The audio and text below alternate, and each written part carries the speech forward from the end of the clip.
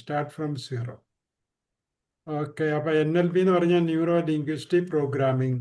സിമ്പിളായിട്ട് പറഞ്ഞാൽ ന്യൂറോ എന്ന് പറഞ്ഞാൽ മനസ്സ്, ലിംഗ്വിസ്റ്റിക് എന്ന് പറഞ്ഞാൽ ലാംഗ്വേജ്. എന്തുകൊണ്ട് ലാംഗ്വേജ് എന്ന് പറയുന്നതെന്ന് ചോദിച്ചാൽ നമ്മുടെ ഉള്ളിൽ, മനസ്സിൻ്റെ ഉള്ളിൽ ഏത് നേരം ഒരു കമ്മ്യൂണിക്കേഷൻ നടന്നുകൊണ്ടിരിക്കുക, ലാംഗ്വേജ് നടന്നുകൊണ്ടിരിക്കുക. അതുകൊണ്ടാണ് ന്യൂറോ, മനസ്സ്, ലാംഗ്വേജ്, പ്രോഗ്രാമിംഗ്. പ്രോഗ്രാമിംഗ് എന്ന് പറഞ്ഞാൽ നമ്മൾ എന്ത് കാര്യം ചെയ്യാനാണെങ്കിലും നമ്മളൊരു പ്രോഗ്രാം ഇടും. ഇപ്പോൾ വൈകുന്നേരമോ 5 മണിക്ക് 4:45 നിങ്ങൾ വീട്ടിൽ നിന്ന് നടക്കാൻ പോവുക. നടക്കാൻ പോകുമ്പോൾ ഞാനിന്നിപ്പോൾ ചെയ്ത കാര്യമാണ്, 5 മണിക്ക് ഇറങ്ങി. അപ്പോൾ ഇവിടുന്ന് ചായ കുടിച്ചിട്ട് പോയാലോ എന്ന് വീട്ടുകാർക്ക് ചോദിച്ചു. ഞാൻ പറഞ്ഞു പോകുന്ന വഴിക്ക് ചായ കുടിച്ചോളാം എന്ന് പറഞ്ഞു. അപ്പോൾ അതൊരു പ്രോഗ്രാമാണ്. ഇവിടുന്ന് 4:45 ഇറങ്ങുക, പോകുന്ന വഴിക്ക് ചായ കുടിക്കുക, കുറച്ച് നടക്കുക, തിരിച്ചു വരിക. ഇത്രയും പ്രോഗ്രാമാണ്. അത്രയും പ്രോഗ്രാം നമ്മൾ മനസ്സിൽ ചെയ്ത് കഴിഞ്ഞു അറിയാതെ കൊണ്ട്. ഇങ്ങനെ നടന്നു കഴിഞ്ഞു. ഇതാണ് പ്രോഗ്രാമിംഗ് എന്ന് പറഞ്ഞത്.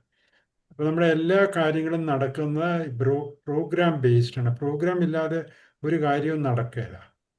നിങ്ങളിപ്പോൾ ഒന്ന് ആലോചിച്ച് നോക്കിയോ, നിങ്ങളുടെ ഓരോ കാര്യമാണേലും നിങ്ങൾ അറിയാതെ കൊണ്ട് തന്നെ എന്തിനും ഒരു പ്രോഗ്രാം നിങ്ങളൊക്കെ ഇടുന്നുണ്ട്.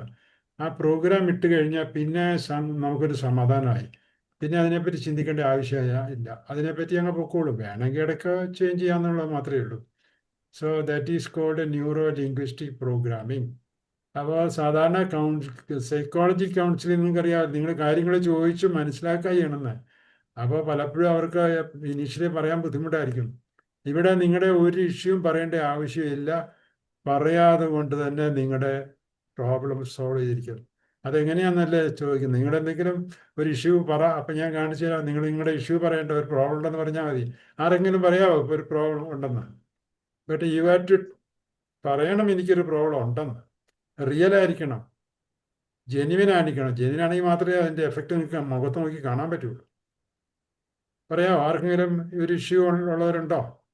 ദേഷ്യം, സങ്കടം, പേടി, വെറുപ്പ്, അസൂയ, അങ്ങനെ എന്തെങ്കിലും ഇഷ്യൂ ഉള്ളവരുണ്ടോ? അയൽവക്കക്കാരുടെ ദേഷ്യമുള്ളവരുണ്ടോ? ആരുമില്ലേ? നിങ്ങളുടെ പറയേണ്ട, അതിൻ്റെ വിശദീകരിച്ചൊന്നും പറയണ്ട. എനിക്ക് ഒരാൾ, ഓക്കെ, എനിക്കുണ്ട് സാറേ. എന്താ ഉള്ളത് നിനക്ക്?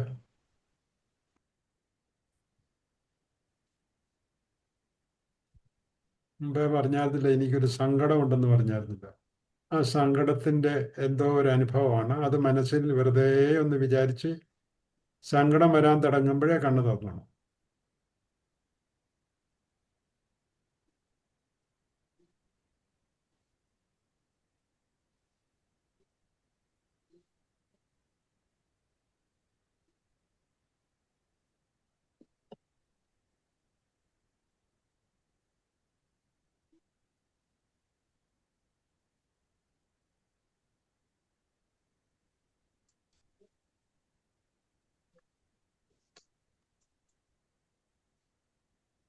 സങ്കടം വന്നില്ലേ? ഇത് പ്രത്യേകം ആരും ചോദിക്കേണ്ട ആവശ്യമില്ല. മുഖം കണ്ടാൽ അറിയാവില്ല. ഇതാണ് റീഡിങ് ദ മൈൻഡ് എന്ന് പറയുന്നത്. ഇപ്പോൾ സങ്കടമുള്ള ഒരു ദിവ്യാണ് അവിടെ ഇരിക്കുന്നത്. ഇനി ഒന്നുകൂടെ ചാരിയിരുന്ന് ബ്രീത്തിങ് ശ്രദ്ധിച്ച്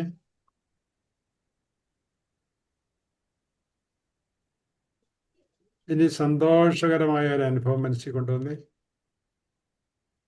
എന്തെങ്കിലും ആയിക്കോട്ടെ, ഒന്നുമില്ലെങ്കിൽ കുട്ടിക്കാലത്തേക്ക് പോകൂ. പെട്ടെന്ന് ചാടി വന്നല്ലേ ആ സാധനം. ഇതാണ് സന്തോഷം. ഇനി നിങ്ങൾക്ക് എന്നാ അറിയണ്ടേ? ഇത് ഇതാണ് കറക്റ്റാണ്. എല്ലാ വിചാരങ്ങളും ടപ്പെന്ന് പുറത്തേക്ക് കൊണ്ടുവരും. ഓക്കെ, ഇപ്പം ഏതായാലും നിന്റെ സങ്കടം കുറച്ചുണ്ടായിരുന്നില്ല, അതങ്ങ് കളഞ്ഞേക്കട്ടെ. പറ. പടം സ്റ്റില്ലായോ? ആ, ഓക്കെ ഓക്കെ ഓക്കെ. അപ്പോൾ ഇനി വീണ്ടും കണ്ണടയ്ക്കുക, ചാരിയിരിക്കുക.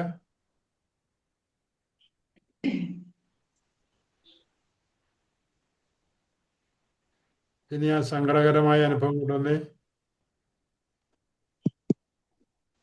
ആ അനുഭവത്തിലേക്ക് മനസ്സ് പോട്ടെ.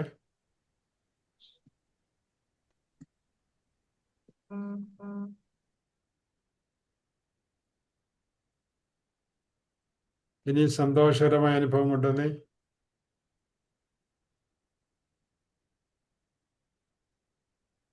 വീണ്ടും സങ്കടം കൊണ്ടുപോവാ.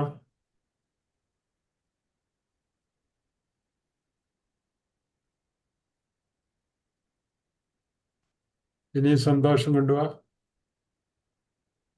സന്തോഷം നന്നായിട്ടങ്ങ് വരട്ടെ. വളരെ ഹാപ്പി ആയിക്ക്.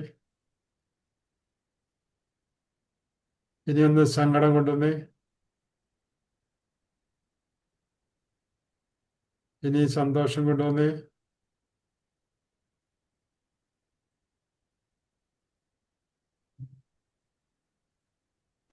സങ്കടം കൊണ്ടുവന്നേ. ഇനി സന്തോഷം കൊണ്ടുവന്നേ.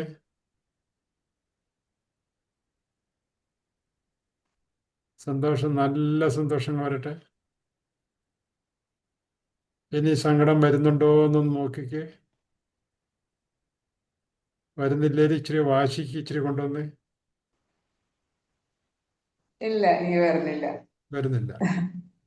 ഇനി ഒന്ന് വരുന്നുണ്ടോ എന്ന് ഒന്നുകൂടെ ചെക്ക് ചെയ്ത് കണ്ണടച്ചിട്ട്. വരുന്നുണ്ടെങ്കിൽ അപ്പോഴേ സന്തോഷം കൊണ്ടുവരണം.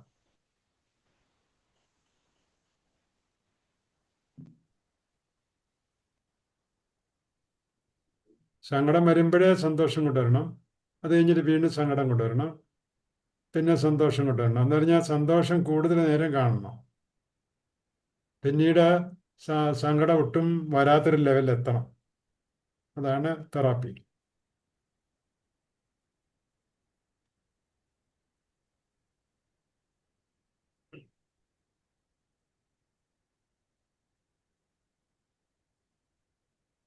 I'm happy. I'm fine, sir. സങ്കടം തീർത്തു പോയി അല്ലേ? Yes. Okay okay. അപ്പോൾ ഇതൊരു സിമ്പിൾ എക്സസൈസ് ആണ്. ഒരു കാര്യം മാത്രമേ ശ്രദ്ധിക്കേണ്ടുള്ളൂ, അത് ഞാൻ ചോദിക്കാൻ വിട്ടുപോയി. ഈ ഇൻറ്റൻസിറ്റി ഉണ്ടല്ലോ വികാരത്തിൻ്റെ, അപ്പോൾ ഇൻറ്റൻസിറ്റി ഏതിൻ്റെ കൂടി നിൽക്കുന്നു അത് നിലനിൽക്കും അവിടെ. അത് ഞാൻ പിന്നീട് അവസാനം ചോദിച്ചത്. സന്തോഷത്തിൻ്റെ ഇൻറ്റൻസിറ്റി കൂടുതലാണോ എന്ന് നോക്കണം. എങ്കിൽ മാത്രമേ അതവിടെ നിലനിൽക്കുകയുള്ളൂ, സങ്കടം പോവുള്ളൂ. ഇൻറ്റൻസിറ്റി കുറവാണെങ്കിൽ വേറൊരെണ്ണം കൂടെ കൊണ്ടുവരണം. നമ്മൾ സന്തോഷത്തിൻ്റെ രണ്ട് അനുഭവം കൂടെ കൊണ്ടുവരണം. എന്ന് പറഞ്ഞാൽ ടോട്ടൽ വന്നാലും ഈ സങ്കടത്തിനേക്കാൾ കൂടിയതായിരിക്കണം എപ്പോഴും ഇൻറ്റൻസിറ്റി. നമ്മുടെ മനസ്സിൽ കിടക്കുന്ന ഏതാണോ ഇൻറ്റൻസിറ്റി കൂടുതലുള്ള അത് നിലനിൽക്കും, മറ്റേത് പോകും. അതാണ് എൻ്റെ പ്രിൻസിപ്പിൾ. അതിങ്ങനെ മാറി മാറി കണ്ടാൽ മതി. ഇപ്പം നിങ്ങൾക്ക് കൃത്യമായിട്ടും മനസ്സിലായില്ലേ? ഇത്രയേ ഉള്ളൂ റീഡിങ് ദ മൈൻഡ് എന്ന് പറയുന്നത്. നമുക്ക് മുഖത്ത് നോക്കിയാൽ അറിയാം. അപ്പം ആ പുള്ളിക്കാരത്തിൻ്റെ മുഖത്ത് നോക്കുമ്പോൾ നമുക്കറിയാമായിരുന്നു whether she was happy or unhappy. ഇതും അല്ലെങ്കിൽ നിങ്ങൾ ഒന്ന് ഓർത്ത് നോക്കിയേ, നിങ്ങളൊരു കല്യാണ വീട്ടിൽ ചെല്ലുമ്പം എല്ലാവരും സന്തോഷമായിട്ടിരിക്കുക. പോരുന്ന വഴിക്ക് ഒരു മരിച്ച വീട്ടിൽ കയറുകയാണെങ്കിൽ അവിടെയുള്ളവരുടെ മുഖം ഒന്ന് നിങ്ങൾ നോക്കി. പ്രത്യേകം പറയേണ്ട ആവശ്യമില്ല. എല്ലാവരുടെയും മുഖം കാണുമ്പോഴേ അറിയാം സങ്കടത്തിലായിരിക്കുന്നത്. സങ്കടം ഇല്ലെങ്കിൽ തന്നെ ആർട്ടിഫിഷ്യലായിട്ട് എല്ലാവരും സങ്കടം നടിച്ചെങ്കിലും ഇരിക്കും അവിടെ. എന്ന് പറഞ്ഞാൽ തലയൊക്കെ കുമ്പിട്ട് ഒന്ന് വളഞ്ഞുകൂടി ഇരിക്കുക എല്ലാവരും. അല്ലെങ്കിൽ കല്യാണ വീട്ടിൽ അങ്ങനെയാണോ ഇരിക്കുന്നത്? ഇങ്ങനെ 100 തവണ ഇരുന്നിട്ട് താടിയൊക്കെ പൊക്കി വെച്ച് അങ്ങനെ ഇരിക്കും. സങ്കടം ഉണ്ടെങ്കിലും ആ ലെവലിലേ ഇരിക്കുള്ളൂ. അപ്പോൾ സങ്കടത്തിൽ ചെല്ലുന്ന ആളുടെ സങ്കടം കൂടെ പോകും. These are all simple techniques. ഇതിപ്പോൾ NLP ഇങ്ങനെ പഠിക്കണം നിർബന്ധമില്ല. ഇതൊക്കെ നമ്മൾ പണ്ടും ചെയ്തുകൊണ്ടിരുന്ന കാര്യങ്ങളാണ്. NLP എന്ന് പറഞ്ഞാൽ 1972 ഡെവലപ്പ് ചെയ്തെന്ന് മാത്രമേ ഉള്ളൂ. അത് ഡെവലപ്പ് ചെയ്തൊന്നും അല്ല, പണ്ട് മുതലേ ഉള്ളത്. അവർ കൂടുതൽ അതിനെ റിസർച്ച് നടത്തിയിട്ട് ഒരു ബുക്ക് എഴുതിയെന്ന് മാത്രമേ ഉള്ളൂ. അത്രയേ ഉള്ളൂ. അല്ലാതെ കൊണ്ട് ഞാനിപ്പോൾ പറയുമ്പം നമ്മുടെ മരിച്ചുപോയ ഇന്നസെൻ്റ് പറയുന്നതിൻ്റെ അഹന്ത കൊണ്ട് പറയുന്നതല്ല, അഹങ്കാരം കൊണ്ട് പറയുന്നില്ല. ഇതാണ് വാസ്തവം. NLP എന്ന് പറയുന്നത് നമ്മളൊക്കെ പണ്ട് ചെയ്തുകൊണ്ടിരുന്ന കാര്യങ്ങൾ, അല്ലെങ്കിൽ നമ്മുടെ പേരൻസൊക്കെ ചെയ്തുകൊണ്ടിരുന്ന അതേ കാര്യങ്ങളാണ് നമ്മളിപ്പോൾ ചെയ്യുന്നത്. ഇത് കേൾക്കുമ്പം അതിനകത്ത് ചില ടെക്നിക്കൽ വാക്കുകൾ, ജാർഗൻസ് ഒക്കെ കേൾക്കുമ്പം തലയിലോട്ട് കയറുകയല്ല. അപ്പോൾ നമ്മളിവിടെ ഒരു ജാർഗൻസ് ഉപയോഗിക്കുന്നില്ല. ന്യൂറോ എന്ന് കേൾക്കുമ്പോൾ നമ്മൾ തോന്നും ഇതന്നെ എന്തോ വലിയ സാധനമാണ്, ന്യൂറോളജി ഡോക്ടർമാരുടെ മെഡിക്കൽ ഡോക്ടർമാരുടെ ഇടപെടാൻ തോന്നും. ന്യൂറോ എന്ന് പറഞ്ഞാൽ സിമ്പിളായിട്ട് മനസ്സൊന്ന് എടുത്താൽ മതി. ലിംഗ്വിസ്റ്റിക് എന്ന് കേൾക്കുമ്പോൾ അവിടെയും ബുദ്ധിമുട്ട് തോന്നുന്നു. വേണ്ട, ലാംഗ്വേജാണ്. മനസ്സിൽ എപ്പോഴും ലാംഗ്വേജ് നടന്നുകൊണ്ടിരിക്കുകയാണ്. We are talking inside. അതാണ് പരമേശ്വരൻ സാർ പറഞ്ഞത്. നിങ്ങളുടെ ടോക്കിങ്ങിനെ നിങ്ങളൊന്ന് കറക്റ്റ് ചെയ്താൽ മതി, your problem will be solved. Okay. അപ്പോൾ അതാണ് ന്യൂറോ ലിംഗ്വിസ്റ്റിക് പ്രോഗ്രാം എന്ന് പറഞ്ഞത്. It is the instruction book of the mind എന്നാണ് പറയുന്നത്. മനസ്സിനെ എങ്ങനെയാണ് പ്രവർത്തിപ്പിക്കേണ്ടതെന്നാണ് ഇതിനകത്ത് എഴുതിയിരിക്കുന്നത്. സിമ്പിള്.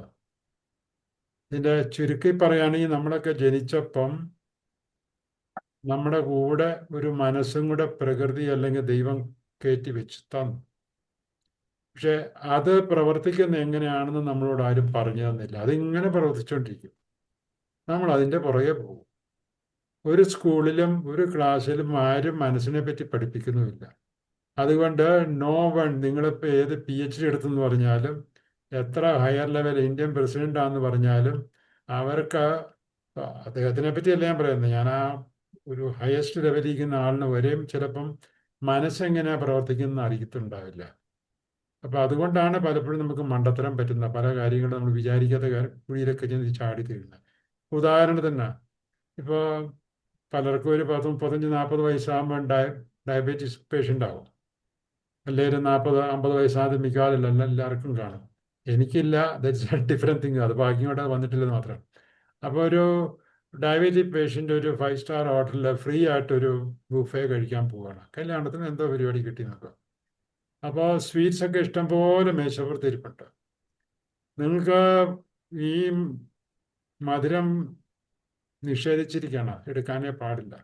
പക്ഷെ അവിടെ ചെന്ന് കഴിയുമ്പം മനസ്സ് പറയും ഹാവ് 1 പ്ലേറ്റ് ഓഫ് ഐസ്ക്രീം. മനസ്സ് പറയും. ഉടനെ നീ പറയും, നീ എന്ന് പറഞ്ഞാൽ ഈ മനസ്സിൻ്റെ ഉടമസ്ഥൻ പറയും, അയ്യോ ഞാൻ ഐസ്ക്രീം കഴിക്കില്ല, ഞാനിപ്പോൾ പിൽസൊക്കെ ഐസ്ക്രീം ഡബിൾസിൻ്റെ മരുന്ന് കഴിച്ചുകൊണ്ടിരിക്കുകയായിരുന്നു. ഉടനെ മനസ്സ് പറയും സാരമില്ലെന്നേ, ഇവിടെ ഇപ്പം നീ കഴിച്ചതിൻ്റെ പേരിൽ ആരും ഭാര്യ പിള്ളേരും ആരും കാണാൻ പോകുന്നില്ല, നീ ധൈര്യമായിട്ട് കഴിച്ചു. ഇനി അഥവാ കുഴപ്പം വല്ലതും വരികയാണെങ്കിൽ വീട്ടിൽ പോയി ഒരു പിൽസ് കൂട് കഴിച്ചാൽ പോരെ, ഇതുപോലെ ഫ്രീ ആയിട്ട് എവിടെയെങ്കിലും കിട്ടുമോ? ഇത്രയും പറഞ്ഞ് നമ്മളെ ഫോഴ്സ് ചെയ്യും.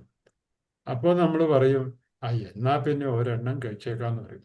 These are all language communication going on inside your mind. ശ്രദ്ധിച്ചാൽ മതി, ഇനി നിങ്ങളൊന്ന് ശ്രദ്ധിച്ചോളൂ. ഇതൊക്കെയാണ് ഉള്ളിൽ നടക്കുന്നത്. അപ്പോൾ അവസാനം നിങ്ങൾ തീരുമാനിക്കും ഒരെണ്ണം കഴിച്ചേക്കാം. ഇതാണ് മനസ്സും നീയും കൂടെ ഉള്ള എഗ്രിമെൻ്റ് എന്ന് പരമേശ്വരൻ സാറ് പറഞ്ഞു.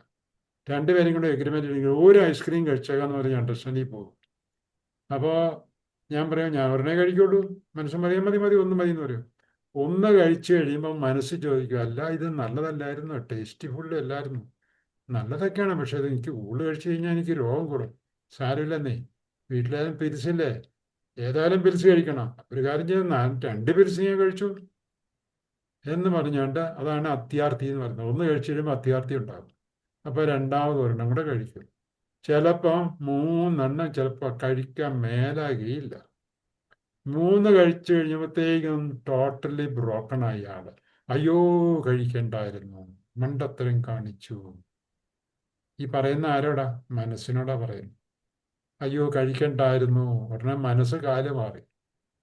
മനസ്സ് ഈ നാട്ടുകാരനെ അല്ലെന്ന് പറഞ്ഞു. അപ്പൊ നിന്നോട് ആര് പറഞ്ഞു കഴിക്കാൻ? ഇനി നീ അനുഭവിക്കുക ഗിൽറ്റി കോൺഷ്യസ്. ഇതെല്ലാം മനസ്സിന്റെ സൂത്രങ്ങളാണ്. കാരണം ഞാൻ പഠിപ്പിക്കുന്നത് എന്നാന്ന് വെച്ചാൽ അപ്പൊ തിരിച്ചു ചോദിക്കണം.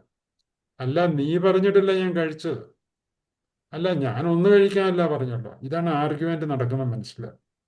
ഈ ആർഗ്യുമെന്റിൽ നീ ജയിക്കണം, മനസ്സിനെ തോപ്പിക്കണം. ഇല്ലെങ്കിൽ ഗിൽറ്റി കോൺഷ്യസ് വന്നിട്ട് ത്രൂ ഔട്ട് യുവർ ലൈഫ് മരിക്കുന്നത്, അയ്യോ അന്ന് ഞാൻ മണ്ടത്തരം കാണിച്ച് കഴിക്കണ്ടായിരുന്നു, അതോടുകൂടി ഞാൻ രോഗിയായിപ്പോയി, പിന്നെ എല്ലാത്തിനും കുറ്റം പറയും. ഇതാണ് ഗിൽറ്റി കോൺഷ്യസ്. ഗിൽറ്റി കോൺഷ്യസ് എന്ന് പറഞ്ഞാൽ it is the blaming of your mind to you. അപ്പോൾ അവിടെ ശ്രദ്ധിച്ചോണം, നിങ്ങളെ ഒരു മനസ്സിൻ്റെയും ബ്ലെയിം ഏറ്റുവാങ്ങാൻ പാടില്ല. ഉടനെ തിരിച്ചു ചോദിക്കണം. ഉത്തരവാദിത്തം മുഴുവൻ മൈൻഡിന് വിട്ടുകൊടുക്കണം. You are responsible.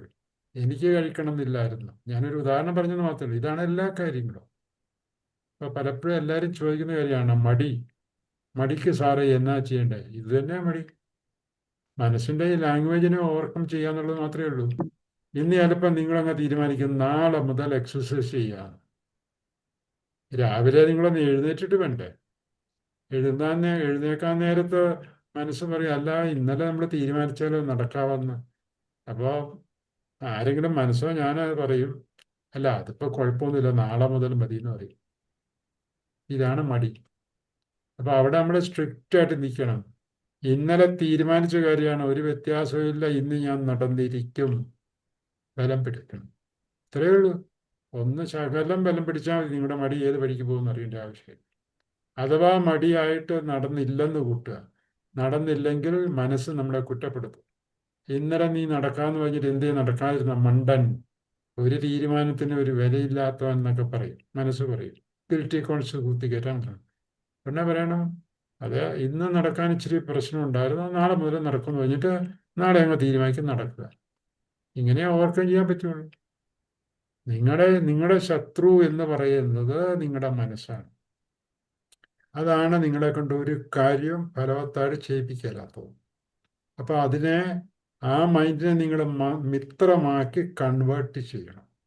നിങ്ങളുടെ ഒരു സ്ലേവ് ആക്കി മാറ്റി മിത്രമാക്കണം. നിനക്ക് വേണ്ടി നീ പറയുന്ന എല്ലാ കാര്യങ്ങളും ചെയ്യുന്ന ഒരു മിത്രമാക്കി മാറ്റണം. അതാണ് NLP ചെയ്യുന്നത്. അപ്പോൾ അതെങ്ങനെയാണെന്ന് ചോദിച്ചു കഴിഞ്ഞാൽ, നമ്മുടെ ഉള്ളിൽ, മനസ്സിൻ്റെ ഉള്ളിൽ വരുന്നതൊക്കെ ചിന്തകളാണ്. അപ്പോൾ ചിന്തകൾ എന്താണെന്ന് വെച്ചാൽ കമ്മ്യൂണിക്കേഷൻ, ലാംഗ്വേജ്. അപ്പോൾ നമ്മൾ ശ്രദ്ധിക്കണം, എന്താണ് ചിന്ത. നമ്മൾ പലപ്പോഴും കേട്ടിട്ടുണ്ട് ചിന്ത ചിന്ത ചിന്ത എന്ന് കേട്ടു. But no one knows what is ചിന്ത. ചിന്ത എന്ന് പറയുന്ന it is the communication going on inside your mind. It is talking. ആ മനസ്സിൽ നടക്കുന്ന ചിന്തനെ, സംസാരത്തിനെ ശ്രദ്ധിക്കേണ്ടത് ആരാണ്? നീയാണ്. നീ എന്ന് പറഞ്ഞാൽ ഈ മനസ്സിൻ്റെ ഉടമസ്ഥൻ. അപ്പോൾ നീയാണ് നിന്റെ മനസ്സിൻ്റെ സംസാരം ശ്രദ്ധിക്കേണ്ടത്.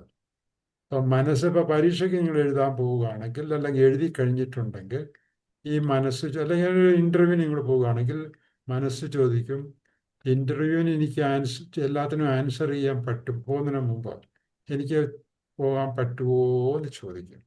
ചെയ്യാൻ പറ്റുവാൻ ഒത്തിരി പഠിച്ചിട്ടുണ്ട്, പക്ഷെ ഞാൻ അവിടെ ചെല്ലുമ്പോൾ മറന്നു പോകുമോ, ചെയ്യാൻ പറ്റുമോ എന്നൊക്കെ ചോദിക്കും.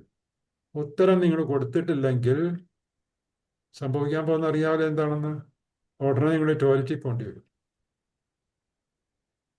ഇതാണ്. നിങ്ങൾ എന്തെങ്കിലും ചെയ്യാൻ ആരംഭിക്കുമ്പോൾ മനസ്സ് 2-3 പ്രാവശ്യം നിങ്ങളെ കുടുക്കിയിട്ടുണ്ടെങ്കിൽ അന്നേരം നിങ്ങൾ ടോയ്ലറ്റിൽ പോകേണ്ടി വരും. ഒന്നെങ്കിൽ പോയി നമ്പർ 1 പാസ്സാക്കണം, അല്ലെങ്കിൽ നമ്പർ 2. അവിടെ ചെന്ന് കഴിയുമ്പോൾ ഒന്നുമില്ല. നിങ്ങൾ തിരിച്ചു വരും. കുറച്ച് കഴിയുമ്പോൾ വീണ്ടും ടോയ്ലറ്റിൽ പോകേണ്ടി വരും. നിങ്ങൾ ടോയ്ലറ്റിൽ തന്നെ ഇരിക്കും. ചില ആൾക്കാർ പറഞ്ഞിട്ടുണ്ട്, എൻ്റെ സാറേ എനിക്ക് പരീക്ഷയ്ക്ക് പോകാനേ പറ്റില്ല, ഞാൻ ടോയ്ലറ്റിൽ നിന്ന് ഏക്കാൻ പറ്റിയിട്ടില്ല. അവിടെ നേരിട്ട് പുറത്ത് വരുമ്പോൾ വീണ്ടും ടോയ്ലറ്റിൽ പോകാൻ തോന്നും. ഇതാണ്. ഇത് മനസ്സിനെ ഡീൽ കഴിഞ്ഞിട്ടാണ്. എന്തുകൊണ്ടാണ് ടോയ്ലറ്റിൽ പോകാൻ തോന്നുന്നത് വെച്ചാൽ അതിൻ്റെതായ മെഡിക്കൽ കാര്യങ്ങൾ ഉണ്ട്. അതിപ്പോൾ ഞാൻ അങ്ങോട്ട് കടക്കുന്നില്ല. സംഗതി എല്ലാവർക്കും സംഭവിക്കുന്നതാണല്ലോ അല്ലേ. ടെൻഷൻ വന്നു കഴിയുമ്പോൾ, സ്ട്രെസ് വരുമ്പോൾ ടോയ്ലറ്റിൽ പോകുക എന്നുള്ള പരിപാടി. അപ്പോൾ അതാണ്. അപ്പോൾ നമ്മൾ ആ മനസ്സിനെ അപ്പം കീഴടക്കണം. കീഴടക്കാന്ന് പറഞ്ഞാൽ അവൻ ചോദിക്കുന്നതിനെല്ലാം ഉത്തരം കൊടുക്കണം. ചോദിക്കുന്ന ഇതാണ്, നീ പരീക്ഷയ്ക്ക് പാസ്സാകുമോ, പാസ്സാകുമോ? ഇതിങ്ങനെ ചോദിച്ചുകൊണ്ടിരിക്കും. നീ ഒരു റിപ്ലൈയും കൊടുക്കാന.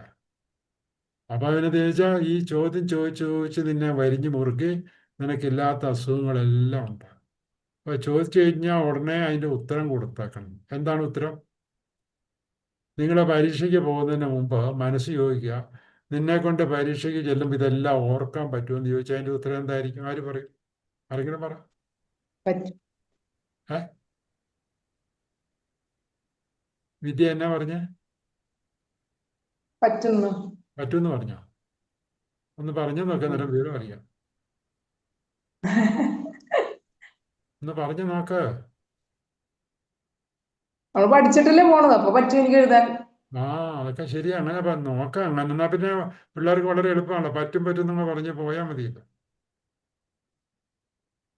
എന്ത് ഗ്യാരണ്ടി? അപ്പം മനസ്സ് ചോദിക്കും, വാട്ട് ഗ്യാരണ്ടി യു ഗോട്ട് പറ്റും എന്നുള്ളത്. ആ മനസ്സ് വിടിയല നിങ്ങളെ. ഉടനെ പറ്റൂന്ന് പറഞ്ഞു കഴിഞ്ഞപ്പോ എന്നോട് പറയുന്നവരില്ല, മനസ്സ് സമ്മതിക്കല്ല. ഓക്കെ, നിനക്ക് പറ്റൂന്ന് പറയാൻ എന്ത് റീസൺ ആയിരിക്കുന്നത് ചോദിക്കും. എന്ത് ഉത്തരം കൊടുക്കും? ചോദ്യം കാണട്ടെ, എനിക്ക് അറിയാവുന്ന ഞാൻ എഴുതാന്ന് പറയപ്പോ, എനിക്ക് അറിയാവുന്നത് ഞാൻ എഴുതുന്ന പറയും. അങ്ങനെ പറയണം.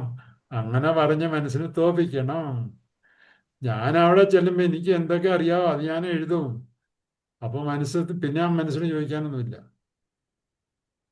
സ്ട്രെയിറ്റ് ഫോർവേഡ് ആയിട്ട് ഉത്തരം കൊടുക്കും. പറ്റുമെന്ന് പറഞ്ഞാൽ വാട്ട് പ്രൂഫ് ഈസ് ദെയർ? പറ്റുമോ? ഇല്ലല്ലോ, നിങ്ങൾ പോയിട്ടില്ലല്ലോ. ഒന്നാമത്തെ കാര്യം, നിങ്ങളുടെ പരീക്ഷയ്ക്ക് പോയില്ല. പോകുന്നതിന് മുമ്പാണ് ചോദിക്കുന്നത്. അപ്പൊ ശരിക്കുള്ള ഉത്തരം മനസ്സിനെ പിടിച്ചു കെട്ടാനുള്ള ഉത്തരം പിടിച്ചു കെട്ടിക്കഴിഞ്ഞാൽ പിന്നെ മനസ്സ് ചോദിക്കത്തില്ല. കാരണം ഞാൻ പരീക്ഷയ്ക്ക് പോകില്ല, പോകാൻ പോകുന്നേ ഉള്ളൂ. ഇപ്പൊ പറ്റുമോ ഇല്ല എന്നുള്ളത് എനിക്കറിഞ്ഞുകൂടാ, അവിടെ ചെന്നിട്ടേ പറയാൻ പറ്റുള്ളൂ. ഓ അങ്ങനെയല്ലേ, തീർന്നു. പിന്നെ മനസ്സ് ചോദിക്കത്തില്ല. ഇതാണ് വളരെ ലോജിക്കായിട്ട് ഉത്തരം പറഞ്ഞാൽ മനസ്സടങ്ങും. ഇനി നിങ്ങൾ ടെസ്റ്റ് ചെയ്തോ, എന്തെങ്കിലും ഇഷ്യൂ ഉണ്ടായി കഴിയുമ്പോൾ മനസ്സിങ്ങനെ ചോദിച്ചു കഴിഞ്ഞാൽ നിങ്ങൾ ഉത്തരം കൊടുക്കണം. വീണ്ടും മനസ്സ് ചോദിച്ചുകൊണ്ടിരിക്കുന്നതിൻ്റെ അർത്ഥം your answer is not sufficient to satisfy the mind. മനസ്സ് സാറ്റിസ്ഫൈ ആയി കഴിഞ്ഞാൽ പിന്നെ മനസ്സിൽ ഒരു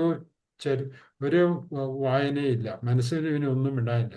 ഇല്ലെങ്കിൽ മനസ്സ് ഇങ്ങനെ പറഞ്ഞുകൊണ്ടിരിക്കും. ഇത് സിമ്പിൾ എക്സസൈസ് ആണ്. നിങ്ങളുടെ മനസ്സിൻ്റെ ഒരു പ്രത്യേകത, ഇത് എപ്പോഴും ചാടിക്കൊണ്ടിരിക്കും. ഇറ്റ്സ് എ ജമ്പിങ് മങ്കി എന്ന് പറയുന്നത്, എപ്പോഴും ഇങ്ങനെ കശുപുശാന്ന് പറഞ്ഞുകൊണ്ടിരിക്കും. അപ്പോൾ നിങ്ങൾ തിരിച്ചങ്ങോട്ട് പറയുന്നില്ലാത്തത് കൊണ്ടാണ് ഇങ്ങോട്ട് തന്നെ പറഞ്ഞുകൊണ്ടിരിക്കുന്നത്. അപ്പം തിരിച്ച് ലോജിക്കായിട്ട് പറഞ്ഞു കഴിഞ്ഞാൽ പിന്നെ മനസ്സിന് പറയാനില്ല. മനസ്സിൻ്റെ സംസാരം നിർത്തിക്കുക എന്നുള്ളതാണ്. അതാണ് ശാന്തത എന്ന് പറയുന്നത്. മനസ്സ് ശാന്തമായി എന്ന് പറഞ്ഞാൽ പിന്നെ മനസ്സിന് ചോദിക്കാനൊന്നുമില്ല നിങ്ങളോട്, തീർന്നു. ഏതെങ്കിലും ഒരു ഉദാഹരണം നിങ്ങൾ കാര്യം ചോദിച്ചെങ്കിൽ മാത്രമേ. ആങ്സൈറ്റിയെ പറ്റി എന്തെങ്കിലും അറിയാം? ആർക്കെങ്കിലും ആങ്സൈറ്റി ഉള്ളവരുണ്ടോ? കൈവോക്ക്, പറ. വീഡിയോ തന്നില്ലെങ്കിലും കുഴപ്പമൊന്നുമില്ല, പറഞ്ഞാൽ മതി. ചില ആൾക്കാർ പറയും സാറേ എനിക്ക് ആങ്സൈറ്റി ആണെന്ന് പറയും. ഉണ്ടോ? ആർക്കെങ്കിലും ഉണ്ടോ? ഇല്ല. എവിടെയെങ്കിലും ട്രെയിൻ ഏതെങ്കിലും സീറ്റ് ബുക്ക് ചെയ്യാൻ വേണ്ടിയിട്ട് പോകുന്നതിന് മുമ്പ് അയ്യോ ഇത് കിട്ടുമോ അക്രി, ചെല്ലുമ്പോഴത്തേക്ക് തീർന്നു പോവോ, അങ്ങനെയൊക്കെ ചോദിക്കുമോ മനസ്സ്? ഇല്ലേ, നിങ്ങളെല്ലാം വളരെ പെർഫെക്റ്റ് ആണ്, ഒരു കുഴപ്പമില്ല. ഓക്കെ. ശ്രീജയ്ക്ക് വല്ല ആങ്സൈറ്റി ഉണ്ടോ? നീ കഴിഞ്ഞ ദിവസം ആങ്സൈറ്റി പറഞ്ഞ ആളല്ലേ. ഇപ്പം നിന്റെ ആങ്സൈറ്റി എല്ലാം പോയോ? അത് പോയിന്ന് തോന്നുന്നു സാറേ. പോയി. ഇനി ഇനി ഉണ്ടാക്കണം എവിടെയെങ്കിലും പോയി. ഉണ്ടാക്കണം. വേണ്ട, വരും വേണ്ട, വേണ്ട, അടുത്ത വേണ്ട, വരും. വേണ്ട. കഴിഞ്ഞ ദിവസം വന്നപ്പോൾ ഇങ്ങനെ പറഞ്ഞു ഭയങ്കര ആങ്സൈറ്റി ആണെന്ന് പറഞ്ഞു. പറഞ്ഞു തരും കൂടെ എവിടെ പോയെന്ന് കണ്ടില്ല, തീർന്നു. ഓക്കെ. അപ്പോൾ ഇതെല്ലാം ചിന്തകളാണ്. ഇപ്പൊ ഈ ആങ്സൈറ്റി എന്ന് പറയുന്നത് എല്ലാം ചിന്തകളാണ്. അപ്പോൾ ആ ചിന്തയെ ന്യൂട്രലൈസ് ചെയ്യുന്ന വേറൊരു ചിന്ത ഉണ്ടാക്കാന്നുള്ളത് മാത്രമേ ഉള്ളൂ. അപ്പൊ ഇത് തന്നെയാണ് പരീക്ഷയ്ക്ക് ജയിക്കുവോ തോക്കുവോ എന്നൊരു ചിന്ത ഇങ്ങോട്ട് വരുന്നു.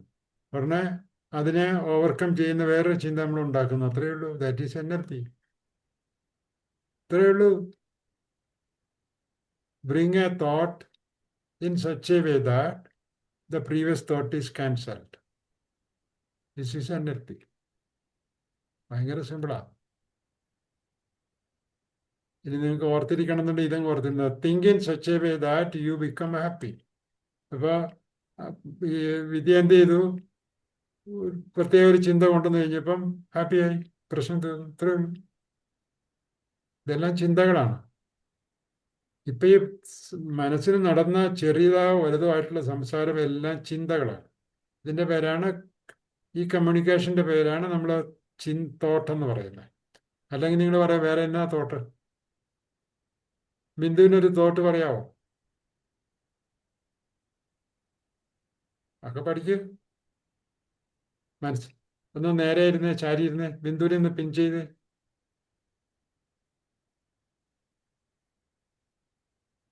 ഓക്കെ. ബ്രീത്തിങ് ശ്രദ്ധിച്ച്.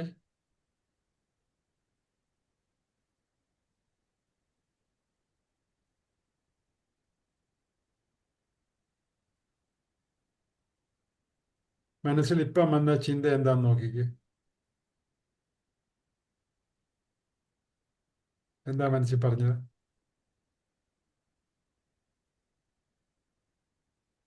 ഞാൻ എന്തെങ്കിലും സ്റ്റാർട്ട് ചെയ്യുമ്പോ ആദ്യമായിട്ട് ചെയ്യുമ്പോഴേ അത് ശരിയാകുമോ എന്നുള്ളൊരു ആങ്സൈറ്റി.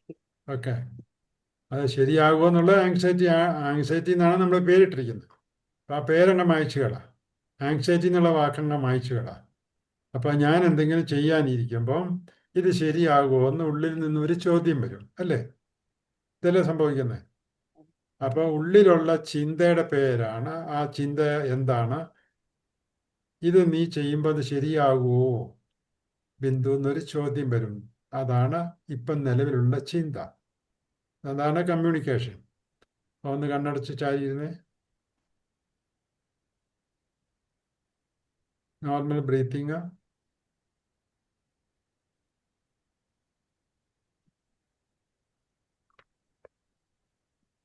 ഇനി നീ ഏതെങ്കിലും ഒരു കാര്യം മനസ്സിൽ വിചാരിച്ച് പറയേണ്ട ആവശ്യമൊന്നുമില്ല. ചെയ്യാൻ മുമ്പേ പറഞ്ഞ പോലെ ഒരു കാര്യം ചെയ്യാൻ പോവുകയാണ്. അതങ്ങോട്ട് ഇമാജിൻ ചെയ്തേ.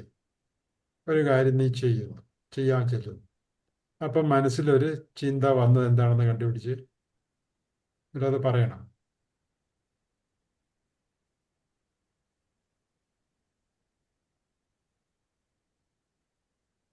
മുമ്പ് കരഞ്ഞ അടക്കനാണെങ്കിൽ ഇത് നിന്നെ കൊണ്ട് ചെയ്യാൻ പറ്റുമോടി എന്നായിരിക്കും ചോദിച്ചത് അല്ലേ?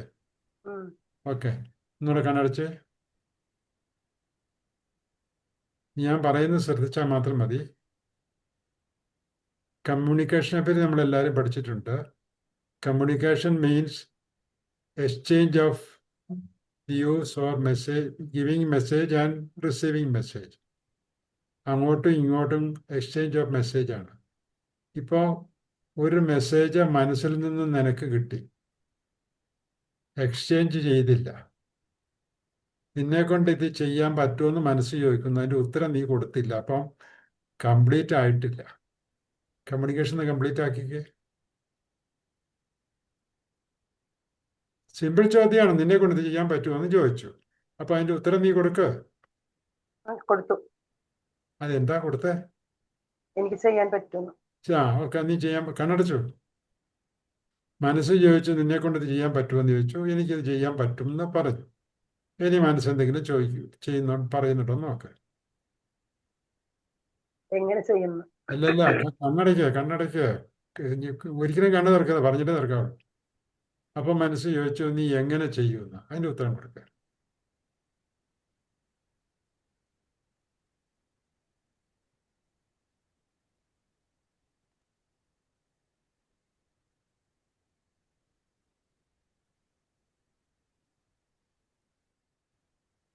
കംപ്ലീറ്റ് ആയിട്ടില്ല കമ്മ്യൂണിക്കേഷൻ. എങ്ങനെ ചെയ്യുമെന്ന് ചോദിച്ചത് എന്തെങ്കിലും പറ. ഞാൻ നന്നായിട്ട് പ്രിപ്പയർ ചെയ്യുന്നു. കണ്ണടയ്ക്കാതെ മോളെ, കണ്ണ് അടച്ചു തന്നെ. ഞാൻ നന്നായിട്ട് പ്രിപ്പയർ ചെയ്യുമെന്ന് പറഞ്ഞു. ഓക്കെ, ഇനി മൈൻഡ് വല്ലതും പറയുന്നുണ്ടോ നോക്ക്.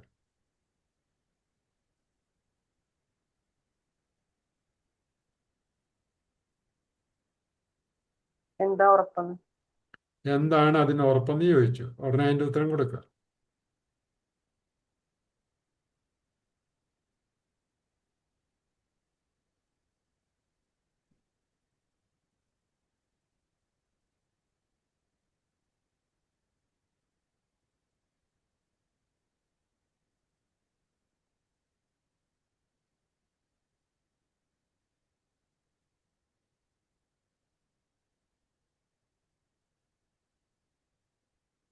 നീ അതിൻ്റെ ഉത്തരം കൊടുത്തില്ല എന്താ ഉറപ്പെന്ന് എപ്പോഴും ചോദിച്ചുകൊണ്ടിരിക്കും. ഇതാണ് ജമ്പിങ്. കൊടുത്തോ? കൊടുത്തോ? ഉം. എന്താ ഉറപ്പെന്ന് കൊടുത്തോ? ഉം. അപ്പം മനസ്സ് ഇനി എന്തെങ്കിലും അവിടെ ചർച്ച നടക്കുന്നുണ്ടോ നോക്ക്. ഓക്കെ. ഓക്കെ എന്ന് പറഞ്ഞു. ഓക്കെ, ഇനി ഒന്നിച്ചിട്ട് വേണേൽ വെയിറ്റ് ചെയ്യുക. ഇനി മനസ്സ് ശാന്തമായോ എന്ന് നോക്ക്.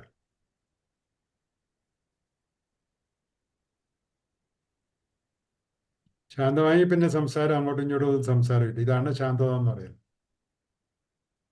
ചെയ്യാൻ പറ്റുന്നു. അതെ, മനസ്സിലായി. ഇനി കുറച്ചു നേരം അവിടെ ഇരിക്കുക. മനസ്സ് ശാന്തമായെന്നാണ് ചോദ്യം.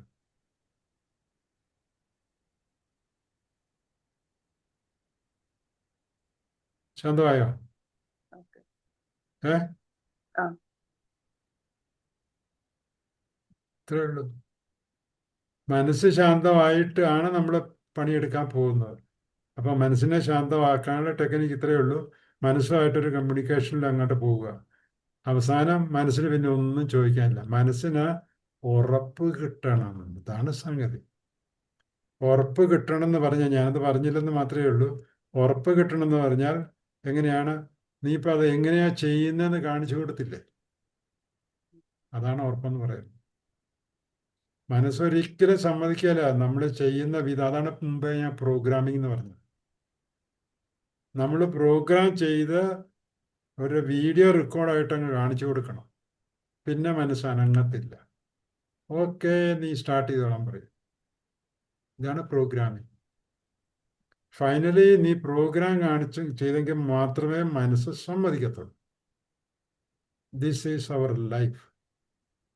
ഇതാണ് ഇൻസ്ട്രക്ഷൻ ബുക്ക് എന്ന് പറഞ്ഞാൽ ന്യൂറോ ലിംഗ്വിസ്റ്റിക് പ്രോഗ്രാമിംഗ്. മനസ്സിൽ നമ്മളൊരു പ്രോഗ്രാം ചെയ്ത് അങ്ങ് ഇടുന്നു. ഇട്ട് കഴിഞ്ഞാൽ പിന്നെ തീർന്നു. പിന്നെ നമുക്ക് ഒരു പ്രശ്നമില്ല. എന്ത് പരിപാടിക്ക് നമുക്ക് പോകാം. പക്ഷേ പ്രോഗ്രാം ചെയ്തു, ആ സ്ലോട്ടിൽ വീണു, പിന്നെ എങ്ങോട്ടും പോകത്തില്ല. പലപ്പോഴും നമ്മൾ പ്രോഗ്രാം ചെയ്യല. പല ആൾക്കാരും പറയും ഞാനൊരു മുറുക്കാങ്കട തുടങ്ങാൻ പോവുക, അത്രേ ഉള്ളൂ. ഒരു പ്രോഗ്രാം ഇല്ല. എത്ര വലിപ്പമുള്ള മൃഗാങ്കടയാണ്, അതിനകത്ത് എന്തൊക്കെ സ്റ്റേഷനറി സാധനങ്ങളാണ്, അതിൻ്റെ റിസോഴ്സ് എവിടെയാ, പൈസയൊക്കെ എവിടെ നിന്ന് കിട്ടും, ഒരു പ്രോഗ്രാം ഇല്ല. ചുമ്മാ അങ്ങോട്ട് പ്ലാൻ ഇട്ടിരിക്കുക. ഇതുകൊണ്ടാണ് പലരുടെ പ്ലാനും നടക്കാത്തത്. Should be properly program. നമ്മുടെ NLPയിൽ അതിൻ്റെ പ്രോഗ്രാം ശരിക്ക് നമ്മൾ പറഞ്ഞു കൊടുക്കുന്നുണ്ട്. ഇക്കോളജി ചെക്ക് എന്ന് പറഞ്ഞൊരു സാധനം കൂടി ഉണ്ടാക്കി കൊടുത്തിട്ടുണ്ട്. ചുറ്റുപാടുകൾ എന്ന് പറഞ്ഞാൽ മൃഗാങ്കട ഇടുമ്പോൾ ഇക്കോളജി ചെക്കും കൂടെ നടത്തണം. എവിടെയാണ് നീ മൃഗാങ്കട ഇടുന്നത്, അവിടെ അതിന് മാത്രമുള്ള ക്ലയൻസിനെ കിട്ടുമോ, അതിൻ്റെ ചുറ്റുപാടുകളും മറ്റേ കടകളെല്ലാം വരുമോ, ഇതെല്ലാം കൂടെ വരുന്നതാണ് ഇക്കോളജി ചെക്ക് എന്ന് പറയുന്നത്. ഓക്കെ, ഇപ്പം NLP ഇത്രയൊക്കെ ഉള്ളൂ. ഇനി നിങ്ങൾക്ക് ചോദിക്കാൻ പറ്റില്ല, വേണോ? ഇനി വേണമെങ്കിൽ ഞാൻ വേറൊരു സംഗതികൾ കാണിക്കാം. ഇതാണ് ഞാൻ ആദ്യം പറഞ്ഞത്. ഒരാളുടെ കണ്ണ് കണ്ടു കഴിഞ്ഞാൽ അറിയാം അവരുടെ മനസ്സിൽ നടക്കുന്ന എല്ലാ കാര്യങ്ങളും. ഇപ്പം നമ്മുടെ ഫേസ് ചെയ്ത ഒരാൾ നിൽക്കുകയാണ്. അപ്പോൾ നമ്മുടെ ഫേസ് നിൽക്കുമ്പം എൻ്റെ വലത്ത് സൈഡ് അവരുടെ ഇടത്ത് സൈഡായിരിക്കുമല്ലോ. അതങ്ങനെ എന്ന് പറഞ്ഞാൽ നമ്മുടെ മുമ്പിൽ ഒരാൾ നിൽക്കുന്നു. നിൽക്കുമ്പോൾ ഈ കണ്ണിലുണ്ണി, ഈ ബ്ലാക്ക് സാധനം ഉണ്ടല്ലോ, ഈ സാധനം ഇങ്ങനെ ഈ ഡയറക്ഷനിൽ ഇങ്ങോട്ടാ, രണ്ട് കണ്ണിലുണ്ണിയും കൂടെ ഒരേ ഡയറക്ഷനാണല്ലോ പോണത്. അപ്പോൾ സെപ്പറേറ്റ് വിടാൻ പറ്റിയല്ലോ. ഇത് രണ്ടും കൂടെ നേരെ മുകളിലോട്ട് പോകും. എപ്പോഴെങ്കിലും നിങ്ങൾ അവരോടൊരു കാര്യം ചോദിച്ചു, ഫോർ എക്സാമ്പിൾ നിങ്ങളുടെ കുട്ടികൾ സ്കൂളിൽ പോയിട്ട് വരുമ്പോൾ ലേറ്റായിട്ടാണ് വന്നത്. അപ്പോൾ നമ്മൾ പലപ്പോഴും ചോദിക്കും, നേടാ നീ എവിടെ പോയായിരുന്നു ചോദിക്കും. അപ്പോൾ അവനൊരു പക്ഷേ പോകാൻ പാടില്ലാത്ത ഒരു സ്ഥലത്താണ് പോയെങ്കിലും അവനത് പറയല. പറഞ്ഞു കഴിഞ്ഞാൽ വഴക്കുണ്ടാക്കും, അടി മേടിക്കേണ്ടി വരും. അതുകൊണ്ട് ക്രിസ്ത്യാനിയാണ് ഞാൻ പറയും, ഞാൻ പോരുന്ന വഴിക്ക് പള്ളിയിലൊന്ന് കയറിയാന്ന് പറയും. എന്തുവാണെങ്കിൽ ചിലപ്പോൾ അവൻ പറയും ഞാൻ പോരുന്ന വഴിക്ക് അമ്പലത്തിലൊന്ന് കയറിയെന്ന് പറയും. ഇങ്ങനെ എന്തെങ്കിലുമൊക്കെ പറയും. അപ്പോൾ ശ്രദ്ധിച്ചോണം, ഇവൻ പോയത് സിനിമാ തിയേറ്ററിലായിരിക്കും, വേറെ എവിടെയെങ്കിലും ആയിരിക്കും. അപ്പോൾ അവൻ മെമ്മറി കിടക്കുന്നത് പോയ സ്ഥലമാണ്. പോയ സ്ഥലം സിനിമാ തിയേറ്ററാണ്, പക്ഷെ അവൻ പറയുന്ന പള്ളിയിൽ നിന്നാണ്. അപ്പോൾ എന്ത് ചെയ്യുന്നു വെച്ചാൽ, മെമ്മറിയിൽ നിന്ന് പറയുകയാണെങ്കിൽ കണ്ണ് നേരെ ഇങ്ങോട്ട് പോകും. വിഷ്വൽ മെമ്മറി കിടക്കുന്ന, ശരിക്കും അവൻ്റെ മനസ്സിൽ കിടക്കുന്നത് സിനിമാ തിയേറ്ററാണ്. അപ്പോൾ സിനിമാ തിയേറ്റർ ആണ് പറയുന്നെങ്കിൽ കണ്ണിങ്ങോട്ട് പോകും, മെമ്മറി എന്ന് പറയുന്നെങ്കിൽ. അതേസമയം ആ പള്ളി ഇല്ലാത്തതാണ് അവൻ മനസ്സിൽ ക്രിയേറ്റ് ചെയ്യുകയാണെങ്കിൽ വലത്ത് വശത്തേക്ക് പോകും. അപ്പോൾ വലത്ത് വശം മുകളിലേക്ക് ഇവൻ്റെ കണ്ണ് പോവുകയാണെങ്കിൽ ഈസ് ടെല്ലിങ് എ ലൈ. പോകാത്ത സ്ഥലത്തിൻ്റെ സ്ഥലം കണ്ടുപിടിച്ചുണ്ടാക്കി പറയുന്ന, ഇറ്റ് ഈസ് ക്രിയേറ്റിംഗ്. അവൻ്റെ മനസ്സിലെ മെമ്മറിയിൽ കിടക്കുന്നത് ഏതാണ്? സിനിമാ തിയേറ്ററാണ്. പക്ഷെ അവൻ അവിടെ പള്ളിയെ ഉണ്ടാക്കി. ഇതാണ് ക്രിയേഷൻ. അപ്പം മുകളിലേക്ക് പോകും. അപ്പം മുകളിലേക്കാണ് പോകുന്നെങ്കിൽ അർത്ഥം ഈസ് ടെല്ലിങ് എ ലൈ. ഇനി ലെഫ്റ്റിലേക്കാണ് പോകുന്നെങ്കിൽ is telling the real thing. ഇങ്ങനെയാണ് ആള് നുണ പറയുന്നുണ്ടോ എന്ന് നമ്മൾ കണ്ടുപിടിക്കുന്നത്. ഇതാണ് അവൻ്റെ മനസ്സ് നമ്മൾ മനസ്സിലാക്കാന്നുള്ളതാണ്. പക്ഷേ നിങ്ങൾ നോക്കിയിരുന്നാൽ ഈ കാണാൻ പറ്റിയല്ല. ഈ കണ്ണിൻ്റെ ഓട്ടം സൂപ്പർ ഫാസ്റ്റ് ആണ്. ടപ്പെന്ന് അങ്ങോട്ട് പോയിട്ട് താഴേക്ക് വരും. അപ്പോൾ നിങ്ങൾ വളരെ സ്മാർട്ടായിട്ട് നോക്കിയിരിക്കണം. നിങ്ങൾ ചാനൽ ചർച്ചയിലൊക്കെ ഒന്ന് ശ്രദ്ധിച്ചാൽ മതി. അപ്പോൾ ചർച്ച ചെയ്യുമ്പം അവരുടെ കണ്ണ് എങ്ങോട്ടാ പോകുന്നതെന്ന് നോക്കിയിട്ട് നമുക്ക് അറിയാൻ പറ്റും എന്താണ് അവർ ഉദ്ദേശിക്കുന്നത്. ഇനി ആ കണ്ണ് ഹൊറിസോണ്ടലായിട്ട് ലെഫ്റ്റ് സൈഡിലേക്കാണ് പോകുന്നെങ്കിൽ, അതിന് ഉദാഹരണം പറയുകയാണെങ്കിൽ വീട്ടിലെ പേരൻസ് കുട്ടികളെ വിളിച്ചു കഴിഞ്ഞിട്ട് അവരെ വഴക്ക് പറഞ്ഞെന്ന് കുട്ടി. ഇപ്പം അവരുടെ കൂട്ടുകാർ ഇത് ശ്രദ്ധിക്കുന്നുണ്ട്. തിരിച്ചു വന്നു കഴിഞ്ഞപ്പം കൂട്ടുകാർ ചോദിച്ചു, എന്താണ് അപ്പൻ അല്ലെ അമ്മ നിന്നോട് പറഞ്ഞെന്ന് ചോദിക്കും. അപ്പോൾ അവന് വഴക്ക് പറഞ്ഞെന്ന് പറയല്ല, വേറെ എന്ത് കാര്യങ്ങളും ഉണ്ടാക്കി പറയും. അപ്പം കേട്ട കാര്യങ്ങൾ നമ്മൾ ഉണ്ടാക്കി പറയുകയാണെങ്കിൽ അതിന് വിഷ്വൽ കൺസ്ട്രക്ഷൻ ഓറൽ കൺസ്ട്രക്ഷൻ എന്ന് പറയും. അപ്പോൾ അവനില്ലാത്തതാണ്, പറയാത്ത കാര്യങ്ങളായിരിക്കും അവൻ പറയുന്നത്. അവൻ പറയും, നീ തിരിച്ചു വരുമ്പോൾ വല്ല ഐസ്ക്രീം മേടിച്ചത് എന്നുള്ളതിനെ പറഞ്ഞെന്നാണ് പറയുന്നെങ്കിൽ ശരിക്കും അവനെ സ്കോഡ് ചെയ്യുകയല്ലേ. അപ്പോൾ അതവൻ മറച്ചു വെച്ചു, ഈസ് ക്രിയേറ്റിംഗ്. അപ്പോൾ കേട്ട കാര്യങ്ങളെ ക്രിയേറ്റ് ചെയ്യുകയാണെങ്കിൽ റൈറ്റ് സൈഡിലേക്ക് പോവും. അത് ഓർമ്മയിൽ നിന്ന് ശരിക്കുള്ള കാര്യം പറയുകയാണെങ്കിൽ ലെഫ്റ്റ് സൈഡിലേക്ക് പോകും. ഇതുപോലെ കണ്ണ് താഴേക്ക് പോവുകയാണെങ്കിൽ ഉള്ളിൽ അവൻ എന്തോ പറഞ്ഞുകൊണ്ടിരിക്കുകയാണ്, ഇന്നർ ഡയലോഗ്, നമുക്കെതിരായിട്ട് എന്തെങ്കിലുമൊക്കെ സംസാരിക്കുന്നതായിരിക്കും. ഇനി റൈറ്റ് സൈഡിലേക്കാണ് പോകുന്നെങ്കിൽ അവൻ സങ്കടത്തിലേക്കോ അല്ലെങ്കിൽ വികാരത്തിലേക്ക് പോയെന്നുള്ളതിൻ്റെ അർത്ഥം. ഉദാഹരണത്തിന് ഒരു മരിച്ച വീട്ടിലേക്ക് ആൾക്കാർ നിൽക്കുകയാണെങ്കിൽ മിക്കവാറും കണ്ണ് താഴേക്കായിട്ടായിരിക്കും അവർ നിൽക്കുന്നത്. It shall be going to the right side. ഇതാണ് മനസ്സിൻ്റെ പ്രവർത്തനങ്ങൾ മനസ്സിലാക്കണം എന്നുണ്ടെങ്കിൽ കണ്ണിൽ നോക്കിയാൽ മതി എന്ന് പറയുന്നു.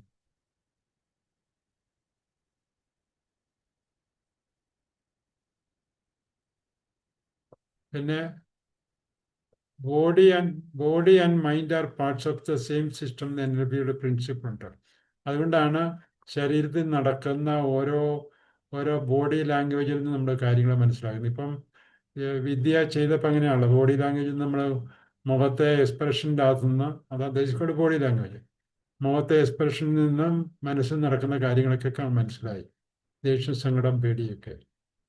ഇത്രയൊക്കെയുള്ള ഈ ടോപ്പിക്കിനെ പറ്റി പറയാൻ. ഇനി കൂടുതൽ അറിയണമെന്നുണ്ടെങ്കിൽ ക്ലാസ് അറ്റൻഡ് ചെയ്താൽ മതി. ഓക്കെ, ഇനി നിങ്ങൾക്ക് എന്തെങ്കിലും ചോദിക്കാനുണ്ടോ?